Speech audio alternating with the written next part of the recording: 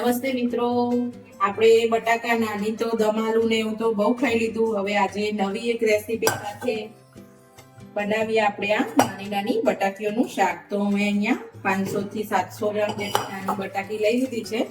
તો આને એક અલગ રીતે અને નવી રીતે બનાવીએ શાક. તમે પૂરો વિડીયો જોજો. અને હા, તમે ચેનલ પર નવા હોય તો પહેલા ચેનલને સબસ્ક્રાઇબ કરી દેજો. મિત્રો, આપણે બટાકીને થોડું મીઠું નાખી અને બધી બટાકીને ચડવી લેશું. પહેલા એક નવી રીત સાથે નાની નાની બટાકીઓનું શાક. અત્યારે સીઝન છે તો આ રીતની નાના નાના બટાકા મળી રહે છે, એટલે બનાવી શકીએ આપણે. અને 5 થી 6 વિસલ આવે ત્યાં સુધી આપણે ચડવી લેશું. ત્યાં સુધી આપણે બીજી તૈયારી કરી લઈએ બનાવવા માટેની. તો આપણે અહીંયા એક વાસણમાં થોડું તેલ લઈ લેશું, 2 ચમચી જેટલું. અને આ રીતે મેં ટામેટા લઈ લીધા છે, અને આપણે 2 ભાગમાં કટ કરી લઈશું. અને આ વચ્ચેનો ભાગ આપણે કાઢી લેશું. અને આ રીતે ટામેટાને આપણા તેલવાળા વાસણમાં આ રીતે ફ્રાય કરવા મૂકીશું. થોડા એની ઉપરની પરત નીકળી ના જાય ત્યાં સુધી આપણે ઉલટ સુલટ કરી અને ચડવી લઈશું. વચ્ચેની આ પરત આપણે કાઢી લેવાની રહેશે.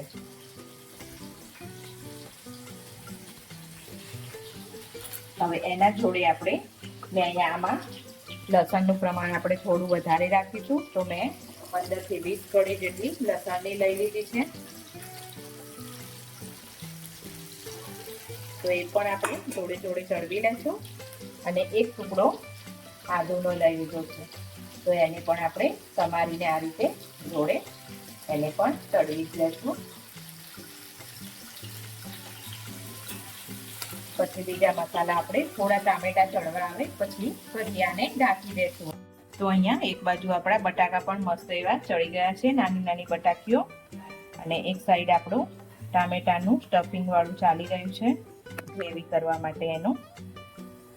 તો એને પણ બતાવી દઉં. આ રીતે ટામેટા મસ્ત એવા હજી શેકાઈ ગયા છે.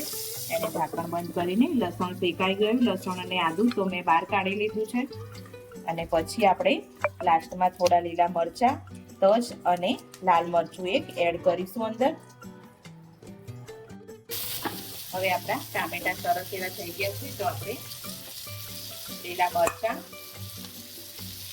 3 નંગ જેટલા છે આપણા લીલા મરચા, તીખા નથી, મીડિયમ મોડા છે, એ એડ કરી દઈશું. થોડા આપણે શેકી લઈશું. એક લાલ મરચું છે અને 2-3 લવિંગ અને તજનો ટુકડો છે. તો એને આપણે થોડું એવું રોસ્ટ કરી લઈશું અંદર.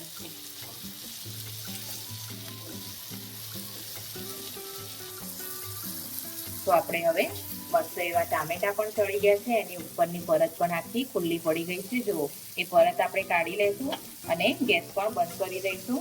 અને આને થોડી વાર આપણે ઠંડુ થવા દઈશું. અને જે આ ટામેટાની પરત છે ને, આ આપણી એ કાઢી લેવાની છે.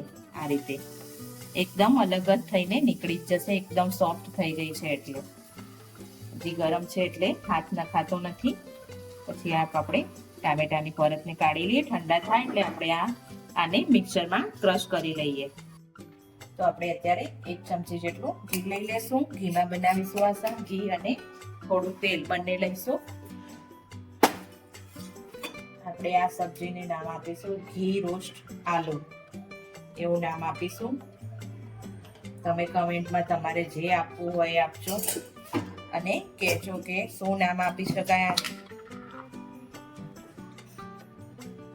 આ પણ ટામેટા ને બધું હોય ઠંડુ થઈ ગયું છે. તો આ રીતે આપણે મિક્સર જારમાં લઈ અને ક્રશ કરી લઈશું. એકદમ સરસ એવો ટેસ્ટ આવે છે આ રીતે ગ્રેવી બનાવવાથી. તો આપણું તેલ આવી ગયું છે. તો આપણે થોડું એવું જીરું ચટકાવી લઈશું અંદર. અને થોડી આપણે હિંગ નાખીશું. અને મેં અહીંયા મીડિયમ સાઈઝની નાની 2 ડુંગળી લઈ લીધી છે. એને આપણે સરસ એવી ગોલ્ડન થાય ત્યાં સુધી આપણે ફૂલ ગેસે શેકી લેશું. એકદમ ગોલ્ડન બ્રાઉન થાય ત્યાં સુધી આપણે ડુંગળીને શેકી લેવાની રહેશે. 1 થી 2 થી 3 મિનિટ જેટલો ટાઈમ લાગશે ગોલ્ડન બ્રાઉન થતા. અને આ શાક એટલું જોરદાર બને છે કે દમાલુને પણ આપણે ભૂલી જઈશું એવું, એવા ટેસ્ટ સાથે શાક એવું તૈયાર થાય છે.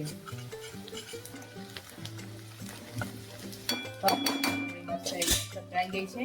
તો જે આપણે ગ્રેવી બનાવી હતી, ટામેટા, આદુ, લસણ, લીલા મરચાં અને તજ અને લવિંગ એની ગ્રેવી બનાવી હતી, એ આપણે એડ કરી દઈશું. અને આપણે થોડા એવા હવે હલાવી દઈશું અને પછી બેઝિક મસાલા કરી લઈશું પહેલા.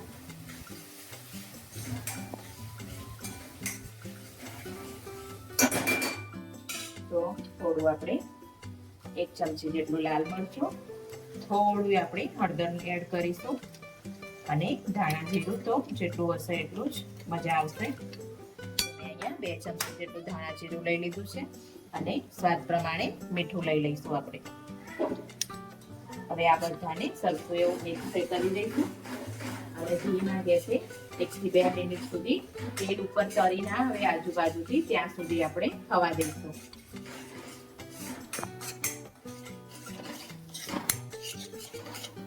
આપણે સરસ એવું મસ્ત એવું તેલ છૂટું પડી ગયું છે.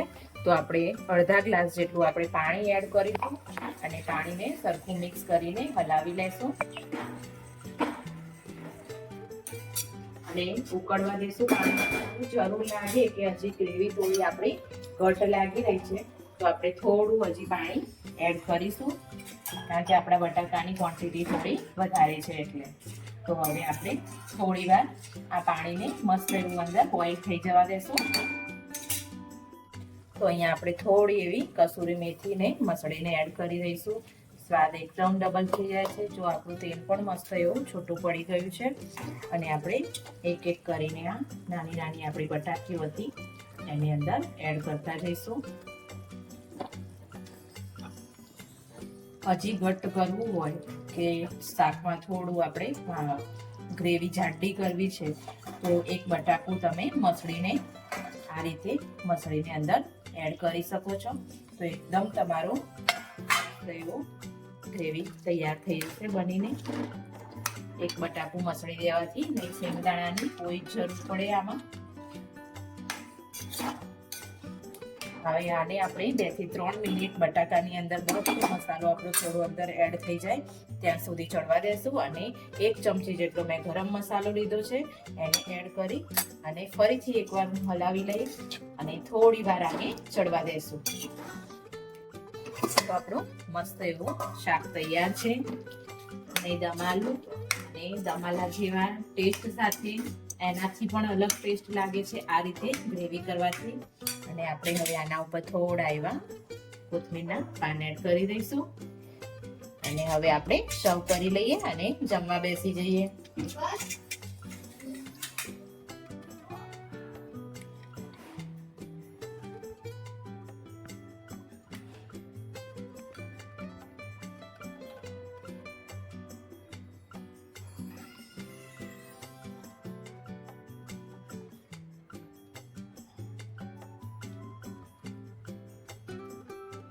તો આપણું ગરમા ગરમ મસ્ત એવું નવું અને યુનિક ઉનાળાની ગરમીમાં શું ખાવું શું કરવું એ બધા જ લેડીઝનો પ્રોબ્લેમ હોય છે. તો કંઈક નવું સાથે ચટપટું અને છોકરાઓને બધાને ભાવશે.